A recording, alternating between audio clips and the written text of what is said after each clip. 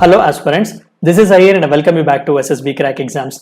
आज का टॉपिक बहुत ही इंटरेस्टिंग होने वाला है क्योंकि अब से जो है हमने नए मॉड्यूल शुरू किए हुए हैं। हर महीने आपको जो है स्पेसिफिकली 20 लेटेस्ट नेशनल और इंटरनेशनल न्यूज जो कि आपके अपकमिंग एसएसबी इंटरव्यूज में जो बहुत ही क्रूशियल होने वाले हैं उसके बारे में हम डिस्कस करने की कोशिश करेंगे। तो आज के इस वीडियो में हम 20 इस तरीके के लेटेस्ट नेशनल न्यूज जो कि पिछले महीने पूरी तरीके से छाए हुए थे, जो कि आपके अपकमिंग एसएसबी इंटरव्यूज में बहुत ही क्रूशियल है, उनके बारे में हम थोड़ा बहुत डिस्कस करने की कोशिश करेंगे। तो आइए वीडियो को शुरू करते हैं।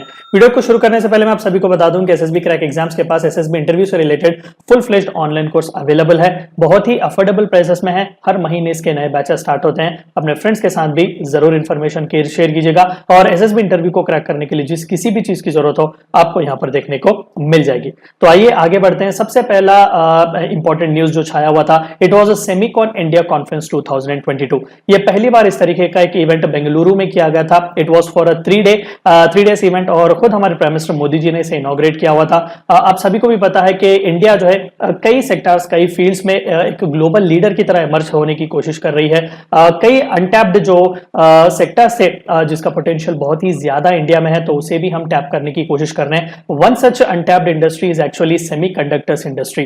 तो भारतीय सरकार चाहती है कि इंडिया को जो है वो सेमीकंडक्टर का एक ग्लोबल हब बनाया जाए। तो एक चिप डिजाइनिंग फैक्ट्री के लिए, फिर एक चिप डिजाइनिंग इंडस्ट्री के लिए और मैन्युफैक्चरिंग इकोसिस्टम चिप डिजाइनिंग के लिए जो कुछ भी चाहिए वो इकोसिस्टम बनाने के लिए जो है हम रेडी हैं। और भारत सरकार इससे रिलेटेड बहुत ही सीरियस स्टेप्स लेकर आगे बढ़ने की कोशिश कर रही है ताकि इंडिया के उस सेमीकंडक्टर मिशन को हम फुल फ्लेज्ड रियलाइज कर सके। तो इस 3 दिन के कॉन्फ्रेंस में बहुत ही स्मार्ट ब्रेन्स जो है वो आए हुए थे। टेक्नोलॉजी से रिलेटेड जो कोई भी ट्रेंड्स, मार्केट अपॉर्चुनिटीज थे वहां पर डिस्कस किए गए थे। रिसर्च एंड डेवलपमेंट इन्वेस्टमेंट से रिलेटेड भी वहां पर डिस्कशंस किए गए थे।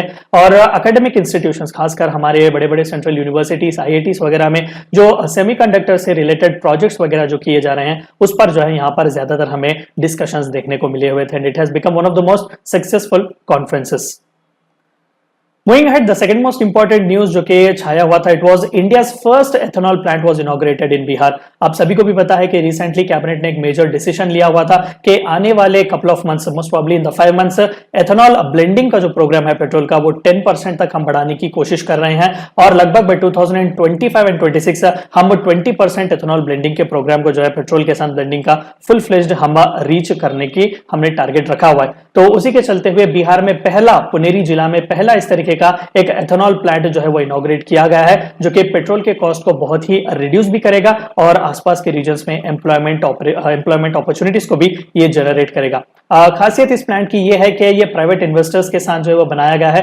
लगभग 105 करोड़ रुपीस के आसपास जो है इस प्लांट पर खर्चा किया गया है। और ये पहला ऐसा एथेनॉल प्लांट है जिसे परमिशन भारत सरकार ने दी हुई है post Bihar government ethanol production and promotion policy of 2021। एक और खासियत इस प्लांट की यह है कि जीरो वेस्टेज डिस्चार्ज के साथ जो है इस प्लांट को बनाया गया है। लगभग 15 एकड़ की जमीन पर इस पूरे प्लांट को स्प्रेड किया गया है और 130 टन ऑफ राइस हस्क और 150 टन ऑफ मेज और राइस जो है वो हर दिन फार्मर्स से लेता है और बहुत ही ऑर्गेनिक तरीके से ग्रेन बेस्ड एथेनॉल प्लांट ये चल रहा है। The next most important news जो कि बहुत ही क्रूशियल हो सकता है आपके आने वाले एसएसबी के लिए इज एलआईसी, जो कि one of the largest public sector undertaking है। For the very first time it has opened its door और पब्लिक सब्सक्रिप्शन के लिए उन्होंने अपना इनिशियल पब्लिक ऑफरिंग, जिसे आईपीओ कहा जाता है, वो रिलीज किया गया था। तो 9 मई तक जो है पब्लिक का सब्सक्रिप्शन के लिए वो ओपन रखा गया था। One of the largest beadings भी यहाँ पर आए हुए थे और 17 मई के बाद जो है उस आईपीओ को लिस्ट भी किया गया था ट्रेडिंग के लिए। और लगभग 902 रुपीज से 949 रुपीज इक्विटी शेयर जो है मेड इन पब्लिक ऑफर रखा हुआ था भारत सरकार ने। और थ्रू दिस डिसइन्वेस्टमेंट्स लगभग 3.5% जो एलआईसी में स्टेक्स है वो भारत सरकार बेचना चाह रही थी, जिसके तहत 22.13 करोड़ शेयर जो है वो बेचे गए थे। And through this IPO Bharat सरकार जो है somewhere around 21,000 crore rupees raise करना चाहती थी। So this has been one of the largest IPOs to have been ever released in the public sector undertaking.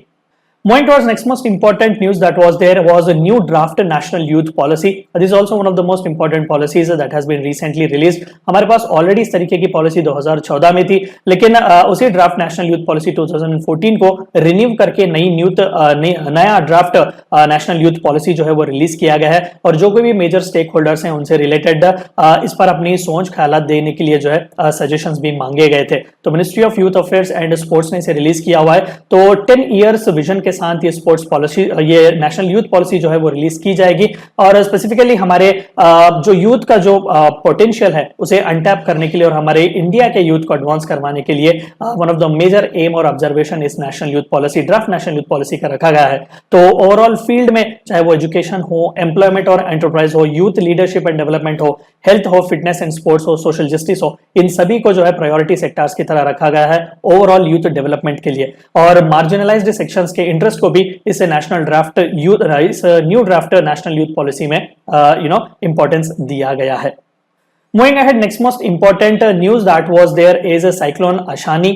आप सभी को भी पता है कि इंडियन मेट्रोलॉजिकल डिपार्टमेंट वालों ने सीवियर जो है साइक्लोनिक स्टॉर्म के वार्निंग्स जो वो रिलीज किए हुए थे। लगभग आंध्र प्रदेश, ओडिशा और वेस्ट बंगाल के तट को टच करते हुए ये बांग्लादेश की ओर चला गया था। डीप डिप्रेशन जो है वो लगभग साउथ अंडमान सी में और नेबरिंग आसपास के जितने भी रीजन्स हैं वहां पर मई 6 पर ये आहिस्ता से शुरू हुआ था और बाय मई 11 बहुत ही ज्यादा साइक्लोनिक स्टॉर्म जो है लो प्रेशर एरिया बढ़ने की वजह से it has actually hit the coast of Bangladesh. Moving towards next most important news that was on the headlines was National Family Health Survey 5 National Report। देखिए हमने ये सभी चीजें ज्यादातर जो है वो अपने डेली करंट अफेयर्स में ऑलरेडी इन डेप्थ डिस्कस किए हुए हैं। तो अगर आप फुल फ्लेज इससे रिलेटेड एक्सप्लेनेशंस वगैरह चाहते हैं तो मैं आपसे रेकमेंड करूंगा कि आप हमारे मॉड्यूल्स को जरूर जाकर देखें और हमारे कोर्सेज भी जरूर परचेज करें। वहां पर full fledge in depth analysis के साथ हमने ये सभी चीजें डिस्कस की हुई हैं। तो नेशनल फैमिली हेल्थ सर्वे जो है वो 2019 और 21 के लिए रिलीज किया गया था। कोई भी एक स्पेसिफिक टाइम फ्रेम नहीं होता कि ये कब किस तरह जो है वो किया जाएगा, लेकिन it is actually one of the largest multi round surveys that is conducted in a representative sample of house holds throughout India. पूरे थ्रूआउट इंडिया में मेजर सैम्पलिंग की मदद से जो है ये सर्वेस वगैरह कंडक्ट किए जाते हैं और बहुत ही की डिटेलिंग के साथ जो है ये रिपोर्ट्स रिलीज किए जाते हैं। 2019-21 के पहले 2015-16 में ये नेशनल फैमिली हेल्थ सर्वे 4 जो है वो रिलीज किया गया था। तो ओवरऑल जो की डोमेन्स होते हैं हमारे डेमोग्राफिक के, चाहे वो पॉपुलेशन हो, हेल्थ हो, फैमिली वेलफेयर हो, ये सभी से रिलेटेड जो है यहाँ पर हमें इंपॉर्टेंट से डाटा और इन्फॉर्मेशन देखने को मिलते हैं। एंड सिमिलरली चंद इंपॉर्टेंट से हाईलाइट्स इस रिपोर्ट के अगर मैं बता दूं तो फर्टिलिटी रेट से रिलेटेड एक अच्छी बात जो कही गई थी वो ये थी कि टोटल एवरेज फर्टिलिटी रेट जो है वो डिक्लाइन हुए हैं। नेशनल फैमिली हेल्थ सर्वे 4 जो कि 2015-16 में हुआ था वहां पर 2.2 था एवरेज फर्टिलिटी और अब जो है नेशनल फैमिली हेल्थ सर्वे 5 में इट हैज ओनली 2, यानी कि ऑन एन एवरेज एक इंडियन वुमेन जो है वो सिर्फ 2 बच्चों को ही जन्म दे रही है। एंड अंडर मैरिजेस यानी कि 18 साल के भी कम उम्र के जो शादियां हो रही थी उसमें भी कहीं ना कहीं हमें थोड़ा बहुत गिरावट जो है वो देखने को मिली हुई है। And according to national family health survey 5 23.3% जो वुमेन सर्वे किए गए थे उन्हें जो है लीगल एज से ही पहले मैरिज करवाया गया था, लेकिन नेशनल फैमिली हेल्थ सर्वे 4 में ये नंबर थोड़ा बहुत ज्यादा था, इट वाज 26.8%। डोमेस्टिक वायलेंस से रिलेटेड भी केसेस जो है वो मार्जिनली कम हुए थे। 2015-16 की अगर हम बात करें तो अराउंड 31.2% जितने भी वुमेन को सर्वे किया गया था they were actually victims of domestic violence. ये नंबर थोड़ा बहुत कम हुआ है, 29.3% हुआ है। इंस्टीट्यूशनल बर्थ्स यानी कि स्पेसिफिकली जो हॉस्पिटल वगैरह को विजिट करते हैं बर्थ्स के लिए, क्योंकि ज्यादातर रूरल एरियाज और ट्राइबल एरियाज में हमें बहुत ही कम इंस्टीट्यूशनल बर्थ्स देखने को मिलते हैं, सेफ डिलीवरीज देखने को मिलते हैं, तो वो भी कहीं ना कहीं इंक्रीज हुए हैं 79% to 89% in India. And overall immunisation levels भी हमारा बहुत ही अच्छा था, 77% यानी कि 3/4 ऑफ चिल्ड्रन जो कि खासकर 12 से 23 मंथ्स के बीच के थे वो पूरी तरीके से इम्यूनाइज्ड किए गए थे। When compared with national family health survey 4 it was only 62%। Moving ahead, next most important news that was there was excavations were carried out at Rakhigiri. Rakhigiri as of now is actually the largest settlement of Indus Valley civilization। Haryana के reason में जो है हिसार के जिले में हमें ये excavations देखने को मिले हुए हैं। इसी महीने जो है मेजर 7 माउंट्स जो वहां पर पाए गए थे उन्हें एक्सकवेट किया गया था। माउंट 1, 3 और 7 तीन साइट जो है वो पूरी तरीके से एक्सकवेट किए जा रहे थे और लगभग 3,500 हेक्टार्स के रीजन में ये फैला हुआ है। Historically one of the most important sites भी आप इसे कह सकते हैं और यहाँ पर कई हिस्टोरियंस और आर्कियोलॉजिस्ट के लिए ये आप कह सकते हैं कि it is actually golden opportunity, क्योंकि कई बार मैंने अपने लेक्चर्स में भी डिस्कस किया हुआ था कि राखीगिरी प्रोजेक्ट की मदद से जो है रिसर्चर्स यहाँ तक कोशिश कर रहे हैं कि हमारे डीएनए जो आज के प्रेजेंट के इंडियंस के जो डीएनए हैं उन्हें उस जमाने के इंडस वैली सिविलाइजेशन के लोगों के डीएनए के साथ कंपेयर करने की कोशिश की जा रही है। और यहाँ पर जो एक हिस्टोरिकली जो एक क्लैश हुआ करता था कि जब आर्यंस आए उन्होंने इंडस वैली सिविलाइजेशन के पीपल को पुश किया हुआ था, पूरी तरीके से इंडस वैली सिविलाइजेशन या फिर हड़प्पन की रेस खत्म हुई थी, तो उसे रिलेटेड जो कॉन्फ्लिक्ट है वो उसे खत्म करने की यहाँ पर बात की जा रही है कि आज का जो इंडियन है उसका डीएनए उसी हड़प्पन पीपल के डीएनए से अगर मैच करता है तो उसका मतलब ये कि आर्यंस जो है कहीं ना कहीं असिमिलेट हुए थे इंडस वैली पीपल के साथ। Moving towards next most important news that was there was Jan Suraksha schemes have completed 7 years. West Bengal के दौरे पर जब प्राइम मिनिस्टर मोदी जी 2015 में गए हुए थे 9 मई कोलकाता में, तो उन्होंने इन 3 जन सुरक्षा स्कीम्स को लॉन्च किया हुआ था एंड देवर प्रधानमंत्री सुरक्षा बीमा योजना, प्रधानमंत्री जीवन ज्योति बीमा योजना एंड अटल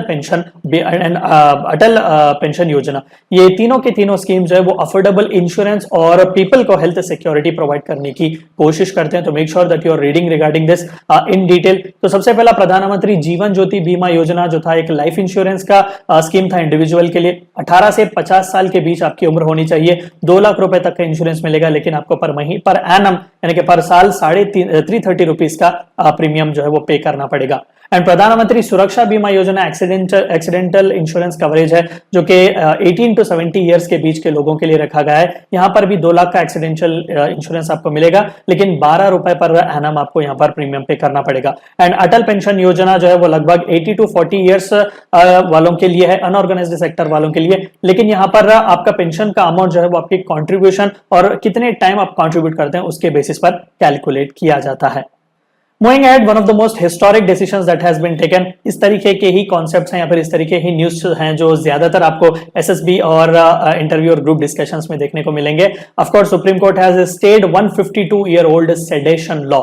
देखिए, कंटेम्प्ट कोर्ट का होता है, सेडेशन सरकार का होता है। विलफुली जब आप डिसरिस्पेक्ट करते हैं सरकार की, सरकार को अनवांटेडली आप क्रिटिसाइज करने की कोशिश करते हैं तो उसे सेडेशन कहा जाता है। तो सेडेशन के तहत आप पर चार्जेस लगाए जा सकते हैं, 3 साल से लेकर उम्र कैद की आपकी सजा मिल सकती है और फाइन भी आप पर लगाया जा सकता है। ये कॉलोनियल एरा का लॉ है। मैंने लेक्चर में भी आपके साथ इन डिटेल इसके बारे में डिस्कस किया हुआ था कि 1850 में इंडियन पिनल कोड इंट्रोड्यूस किया गया था इंडिया में, लेकिन it was only in 1870 when this section 124A of IPC was introduced. तो बाला गंगाधर तिलक और महात्मा गांधी जैसे प्रोमिनेंट पर्सनैलिटीज पर भी सेडेशन का चार्ज लगाया गया था। और सुप्रीम कोर्ट ने खुले तौर पर यही ताकीद दी हुई थी कि कोई भी पुलिस वाला जो है या फिर कोई भी स्टेशन जो है वो एफआईआर से नहीं लेगा as far as sedition law is concern, जब तक सेंट्रल गवर्नमेंट इसे रिकंसिडर नहीं कर लेती। और जितने भी ऑलरेडी सेडेशन के चार्जेस हैं उसे भी रिव्यू करने का ऑर्डर यहां पर दिया गया है। मूविंग अहेड, चंद इंपॉर्टेंट अपॉइंटमेंट्स वगैरह भी हुए थे एंड चीफ इलेक्शन कमिश्नर के पोजीशन के लिए राजीव कुमार जी को चूज किया गया था। तो सुशील चंद्रा जी इनसे पहले जो है वो चीफ इलेक्शन कमिश्नर थे। तो succeeding him on 15th of May जो कि सीनियर मोस्ट इलेक्शन कमिश्नर थे Rajiv Kumar ji, he has taken over as our next new chief of election commission of India. Next most important news that was there, ये भी बहुत ही important है। NITI Aayog national data and analytics program. रोजमर्रा की जिंदगी में हम देख रहे हैं कि डाटा कितना ज्यादा कलेक्ट हो रहा है। हर चीज में डाटा हमें कहीं ना कहीं कलेक्ट होता हुआ दिखता है और उसी डाटा को एनालाइज करके हम कुछ ना कुछ इनोवेट और डिस्कवर वगैरह भी कर सकते हैं। अभी जितने भी आप चीजें टेक्नोलॉजी वाइज देख सकते हैं, इंटरनेट ऑफ थिंग्स वगैरह, ये सभी बिग डाटा पर ही डिपेंड करते हैं। तो national data and analytic programme जो कि नीति आयोग का है, ये एक ऐसा प्लेटफॉर्म प्रोवाइड करने की कोशिश करता है जहां पर पब्लिक गवर्नमेंट डाटा को डेमोक्रेटिक एक्सेस देने की कोशिश की जाती है। मान लेते हैं कोई एक रिसर्चर है, वो कुछ रिसर्च करना चाहता है पब्लिक हेल्थ में। अगेन उसे जरूरत नहीं कि वो लोगों में जाए, सैंपलिंग की मदद करें, फिर से डाटा ले। ऑलरेडी भारत सरकार के पास इस तरीके का जो डाटा होता है वो आसानी से उस डाटा का उस चंक को इजीली इस्तेमाल कर सकता है। यानी कि यहाँ पर जो कुछ भी पब्लिक डाटा, गवर्नमेंट डाटा है, भारत सरकार उसे शेयर करेगी ताकि वो फुल फ्लेज्ड जो है सिटीजन की भलाई के लिए अलग अलग रिसर्च वर्क में या फिर अलग अलग चीजों में जो है उसका इस्तेमाल किया जा सके। यानी कि एक्सेसिबल हो, इंटरऑपरेबल हो, इंटरैक्टिव हो और यूजर फ्रेंडली प्लेटफॉर्म पर ये पब्लिक गवर्नमेंट डाटा अवेलेबल हो। तो ऑफ कोर्स जाहिर सी बात है, जैसे कि मैंने कहा कि एक बहुत ही क्रिटिकल माइलस्टोन ये माना जाता है क्योंकि डाटा ड्रिवन डिस्क्लोजर प्रमोट किया जा रहा है और उसी के तहत डिसीजन मेकिंग भी आसान होगा। डाटा का अवेलेबिलिटी अगर अच्छी होगी तो इजीली हम उसे एनालाइज करेंगे और डिसीजंस भी आसानी से हम ले सकते हैं। Moving towards next most important news was ISRO successfully conducted HS-200 solid rocket boosters। आप सभी को भी पता है कि मंगलयान का मिशन बहुत ही जल्द हम लॉन्च करने की प्लान कर रहे हैं और 3 लोगों को हम जो है गगनयान, मंगलयान नहीं गगनयान, तो 3 लोगों को जो है हम स्पेस में भेजना चाह रहे हैं। पहली बार इस तरीके का इंडिजीनियस चीज हम करने जा रहे हैं GSLV Mark 3 की मदद से। तो उसी से रिलेटेड जो रॉकेट के सॉलिड बूस्टर्स होते हैं उन्हें जो है वो स्टैटिक टेस्ट किया गया था, human rated solid rocket boosters जिन्हें HS-200 कहा जाता है। तो 203 टन्स ऑफ सॉलिड प्रोपेलेंट के साथ इस टेस्ट को किया गया था फॉर ड्यूरेशन ऑफ 135 सेकेंड्स और बहुत ही सक्सेसफुली ये टेस्ट रहा है। यानी कि गगनयान मिशन को फुल फ्लेज्ड रियलाइज करने के लिए एक और मेजर सा स्टेप हमने आगे लिया हुआ है। और इस HS-200 सॉलिड रॉकेट बूस्टर्स की खासियत यह है कि ये already well proven S-200 rocket boosters जो कि GSLV Mark 3 में इस्तेमाल किए गए थे, जिन्हें पॉपुलरली LVM-3 कहा जाता है, उसी का ही थोड़ा बहुत एडवांस्ड और ह्यूमन वर्जन इसे हम कह सकते हैं। Next most important news that was there was a silver jubilee celebration of TRAI, Telecom Regulatory Authority of India ने अपने 25 साल खत्म किए हुए थे। 1997 में उसका एस्टेब्लिशमेंट किया गया था। हमारे इंडिया के टेलीकम्युनिकेशन इंडस्ट्री का एक रेगुलेटर है, लीडर भी आप कह सकते हैं। तो जाहिर सी बात है कि प्राइम मिनिस्टर मोदी जी ने वहां पर इस सेलिब्रेशंस को इनॉग्रेट किया हुआ था। और अलॉन्ग विद दैट 5G का टेस्ट बेड भी जो है बहुत ही इंपॉर्टेंट जो कि एक स्टेप है हमारे इंडिया के सेल्फ रिलायंस में, खासकर 5G नेटवर्क कम्युनिकेशन को लेकर, तो वो भी जो है लॉन्च किया गया था। और उसी के चलते सेलिब्रेशंस के एक और इंपॉर्टेंट सी चीज जो हाईलाइट की गई थी कि लगभग आने वाले 1.5 डेकेड में टेलीकम्युनिकेशन इंडस्ट्री, जो कि अब हम 5G 6G की भी बात हम कर रहे हैं, तो $450 बिलियन के आसपास हम देख सकते हैं। तो जाहिर सी बात है, इवन अगर हम इस साल के बजट की भी हम बात करें तो निर्मला सीतारमन जी ने भी अनाउंस किया हुआ था कि बाय एंड ऑफ 2022 हम 5G पूरे तरीके से इंडिया में रोल आउट करने की कोशिश करेंगे।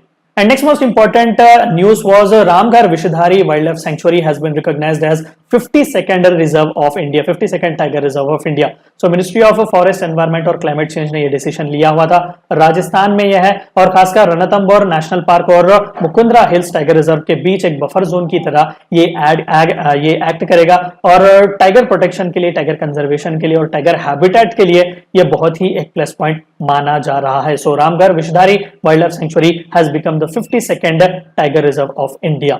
Next most important news that was there was the formation of cotton council of India. हमारे पास अब तक एक full fledged cotton council of India नहीं है। मैंने ऑलरेडी आपको लेक्चर में डिफरेंसेस बताए हुए थे कि एक काउंसिल ऑफ इंडिया जब हम बनाते हैं किसी भी प्रोफेशन के लिए, वो कितना पावरफुल होता है, क्योंकि भारत सरकार के लिए 1 पॉइंट रेफरेंस पॉइंट की तरह काम करता है काउंसिल। मान लेते हैं कि अगर हम चार्टर्ड अकाउंटेंट काउंसिल्स की बात कर रहे हैं, institute of chartered accountants of India, तो वो वन स्टॉप डेस्टिनेशन की तरह काम करता है भारत सरकार के लिए। वो रिकमेंडेशंस भी देता है, पॉलिसी से रिलेटेड इंपॉर्टेंट काम भी वो करके देता है। तो similarly cotton council of India भी कुछ उसी तरीके का काम करेगा। तो रिनाउड पर्सन जो कि कॉटन मैन ऑफ इंडिया भी कहा जाता है, सुरेश भाई कोटक, उनके चेयरमैनशिप में इस कॉटन काउंसिल ऑफ इंडिया को एस्टैब्लिश किया जाएगा।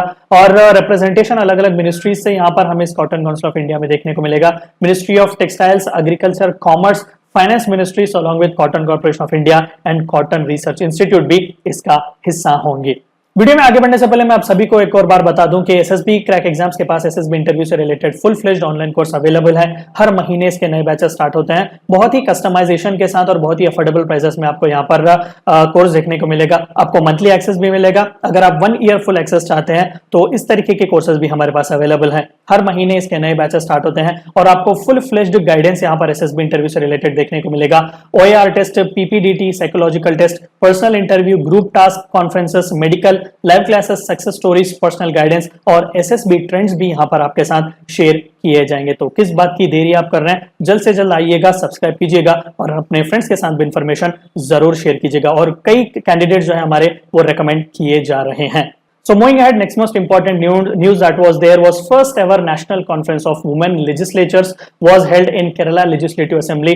तो प्रेसिडेंट रामनाथ कोविंद जी ने इसे इनॉग्रेट किया हुआ था। 2 दिन का ये कॉन्फ्रेंस चला हुआ था और 27 मई इसे रैप अप किया हुआ था। और वहां पर ओम बिरला जी जो कि हमारे करंट लोकसभा के स्पीकर हैं, उन्होंने वैलिडिक्टरी फंक्शन वहां पर रखा हुआ था। तो मोस्ट प्रोबेबली इससे रिलेटेड आपको चंद ऐसी चीजें एसएसबी में जो इंपॉर्टेंट है, it will mostly be regarding women reservations in the parliament and the legislature. इससे रिलेटेड थोड़ा बहुत आप इंफॉर्मेशन ग्रैब करने की कोशिश जरूर कीजिएगा। एंड मूविंग अहेड, ये भी another most important 5 star rated मैं कह सकूं तो अच्छा होगा कि state of inequality India report release की गई थी और खुद economic advisory council to prime minister, one of the most important and top most important body जो है वो इस रिपोर्ट को रिलीज किया हुआ था। It was working under the chairmanship of doctor Vivek Debroy. तो 5 अलग अलग सेक्टर्स या 5 अलग अलग की एरियाज को जो है मद्देनजर रख के कंपैरिजन वगैरह करके इस रिपोर्ट को रिलीज किया गया है। इनकम डिस्ट्रीब्यूशन के लेवल्स क्या क्या हैं, लेबर मार्केट डायनामिक्स क्या क्या है, हेल्थ एजुकेशन और हाउस होल्ड कैरेक्टरिस्टिक्स किस तरीके से हैं। तो चंद शॉकिंग से डाटा या फिर चीजें जो यहाँ पर इस रिपोर्ट में हमें देखने को मिली वो ये कि अर्बन एरियाज में वेल्थ कॉन्सेंट्रेशन बहुत ही ज्यादा है when compared with the rural areas, and similarly unemployment rate लगभग 4.8% है इंडिया में when it comes to 2019-20, and worker population ratio जो है वो 46.8% का है। एंड सिमिलरली हेल्थ सेक्टर्स में भी थोड़ा बहुत ग्रोथ हमें देखने को मिला हुआ है। 2005 में लगभग 1,72,608 हेल्थ सेंटर से जो कि बढ़ के 1,85,505 के आसपास हैं, और ग्रॉस एनरोलमेंट रेशियो भी खासकर प्राइमरी, अपर प्राइमरी, सेकेंडरी और हायर सेकेंडरी स्कूल में इंक्रीज हमें देखने को मिला हुआ है। Next most important news was V.K. Saxena had been appointed as Delhi's new Lieutenant Governor। तो इनिशियली वो khadi and village industries commission के चेयरमैन थे। पिछले साल बहुत ही छाया हुआ था न्यूज चैनल्स में, खादी एंड विलेज इंडस्ट्रीज बहुत ही जबरदस्त से काम वो कर रहा था नेशनली और इंटरनेशनली भी। तो V.K. Saxena ji has been appointed as the next Delhi's new lieutenant governor. Next most important news was Paramporul supercomputer was inaugurated. 2015 में नेशनल सुपर कंप्यूटिंग मिशन हमने लाया हुआ था हमारे इंडिया में, ताकि फुल फ्लेज्ड क्वांटम कैलकुलेशंस के लिए एडवांस्ड सुपर कंप्यूटर्स हमारे पास हो कंप्यूटेशनल रिसर्च के लिए। तो इस तरीके के ऑलरेडी 15 सुपर कंप्यूटर्स इंडिया के अलग अलग इंस्टीट्यूट्स में है। परम प्रवेगा, परम गंगा, अभी तो परमपोरुल की हम बात कर रहे हैं जो कि NIT त्रिची या फिर तिरुचिरापल्ली तमिलनाडु में जो है इसे इनॉग्रेट किया गया है। 24 पेटाफ्लॉप्स की कंप्यूटिंग कैपेसिटी के साथ इसे इंस्टॉल किया गया है। और सबसे बड़ी खासियत ये सभी 15 सुपर कंप्यूटर्स की ये है कि ये इंडिजीनियसली डेवलप्ड सॉफ्टवेयर स्टैक पर ही काम करते हैं।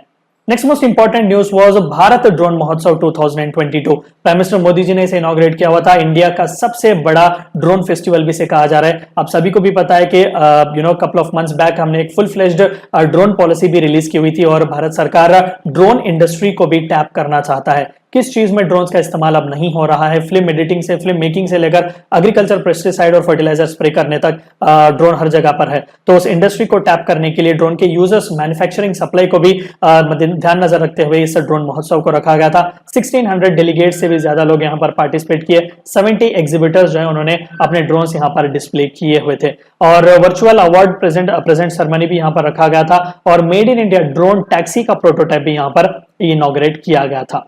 Next most important news was national achievement survey 2021 report. हर 3 साल में एक बार यह सर्वे किया जाता है, मिनिस्ट्री ऑफ एजुकेशन ही करता है। One of the largest comprehensive evaluation survey भी आप कह सकते हैं हमारे चिल्ड्रन के लर्निंग कॉम्पिटेंसीज का, क्योंकि देश भर में मेजर स्केल पर क्लासेस 3, 5, 8 और 10th क्लासेस के बच्चों को जो है यहाँ पर असेस किया जाता है। उनके लर्निंग स्किल्स क्या हैं, उनके कॉग्निटिव स्किल्स किस तरीके से हैं, कैपेबिलिटीज क्या क्या हैं, उन सभी से रिलेटेड यहाँ पर स्टेट वाइज, डिस्ट्रिक्ट वाइज हमें इंफॉर्मेशन देखने को मिलता है। तो नवंबर 2021, 12 नवंबर 2021 को ये नेशनल अचीवमेंट सर्वे 2021 शुरू किया गया था, और आखिरी नेशनल अचीवमेंट सर्वे 2017 में किया गया था, और लगभग 34 लाख स्टूडेंट्स ने पार्टिसिपेट किया हुआ था from 1.18 lakh schools which were spread around 720 districts of India. Again next most important news, ये भी आप बहुत ही स्ट्रांगली 5 स्टार आप कह सकते हैं कि सुप्रीम कोर्ट ने आर्टिकल 142 के तहत, जो कि बहुत ही सुपर पावर कहा जाता है, बहुत ही रेयरली सुप्रीम कोर्ट इसका इस्तेमाल करता है, लेकिन complete protection of justice, equal protection of justice, या फिर जब भी मेजर कोई एक डिसीजन लेना हो तो इस आर्टिकल 142 का इस्तेमाल करते हैं। तो थ्रू दैट सेक्स वर्कर्स को जो है एक प्रोफेशन की तरह रिकॉग्नाइज किया गया है। तो मोस्ट प्रोबेबली इससे रिलेटेड प्रोस और कॉन्स क्या है उसके बारे में इंफॉर्मेशन आप ग्रैब करने की कोशिश कीजिएगा। और नेशनल ह्यूमन राइट्स कमीशन ने ऑलरेडी 2020 में सेक्स वर्कर्स को इनफॉर्मल वर्कर्स की तरह रिकॉग्नाइज किया हुआ था, और खासकर सेक्स वर्कर्स की डिग्निटी और उनके इक्वल प्रोटेक्शन अंडर लॉ के लिए सुप्रीम कोर्ट ने यह डिसीजन लिया हुआ था। Next most important thing was Geetanjali Shri had won an International Booker's Prize for her novel Reth Samadhi Tomb of Stan। 80-year-old एक वुमेन की स्टोरी है। जब उनके पति की डेथ हो जाती है तो वो उस डिप्रेशन से क्योर करने के लिए अपने जो यंग टीनेज जो वो थी, जिस तरीके का ट्रॉमा उन्होंने पार्टीशन के टाइम फेस किया हुआ था, उसे रिविजिट करने के लिए वो पाकिस्तान जाती हैं। तो उससे रिलेटेड ये सभी स्टोरीज जो है वो नॉवल जो है वो चलता है। और सबसे इंपॉर्टेंट डिस्टिंक्शन इस किताब का ये है कि ये पहली ऐसी नॉवल है जो हिंदी में लिखी गई थी, बाद में इंग्लिश में ट्रांसलेट की गई थी, एंड देन इसे बुकर प्राइज मिला हुआ था। क्योंकि आज तक बुकर प्राइज किसी भी इंडियन लैंग्वेज की किताब ओरिजिनली जो लिखी गई थी वो नहीं दिया गया था. So this is one such reason why this news would be one of the most important one. Moving ahead, sports and games से related भी चंद important से tournaments वगैरह भी हुए थे. तो PV Sindhu had won her second Asian bronze medal in Asian badminton championship by she got defeated with Japan's Akane Yamaguchi जो कि मनीला फिलीपींस में चल रहा था. तो एशिया बैडमिंटन चैंपियनशिप में सिंधु ने ब्रॉन्ज जीता हुआ है. मूविंग अहेड, हमने 24th डेफलिम्पिक्स जो कि ब्राजील काक्सियस डू सोल में चल रहे थे, वहां पर लार्जेस्ट एवर कंटिजेंट को भेजा हुआ था. बहुत ही अच्छे अप्रिसिएशंस भी प्राइम मिनिस्टर मोदी जी के द्वारा और पूरे कंट्री ने हमारे इन पार्टिसिपेंट्स को जो है वो दिए हुए थे. And moving ahead, we created history for the very first time. हमारे इंडिया बैडमिंटन मेंस टीम ने जो है वो थॉमस कप जीता हुआ था इंडोनेशिया को हराकर. इंडोनेशिया 14 टाइम्स चैंपियन है, तो उसे हराकर पहली बार इतिहास में हमने थॉमस कप जो है वो जीता हुआ था. 1948-49 से ही ये टूर्नामेंट चल रहा है. One of the most coveted tournament इसे माना जाता है, या फिर लगभग मेंस टीम बैडमिंटन के लिए आप इसे वर्ल्ड कप भी कह सकते हैं. तो बैडमिंटन वर्ल्ड फेडरेशन वाले ही इसे खिलाते हैं और सिंस 1982 हर 2 साल में ये टूर्नामेंट एक बार चलता है. And moving ahead, senior women's national championship भी चल रहे थे. तो Odisha has actually won the 12th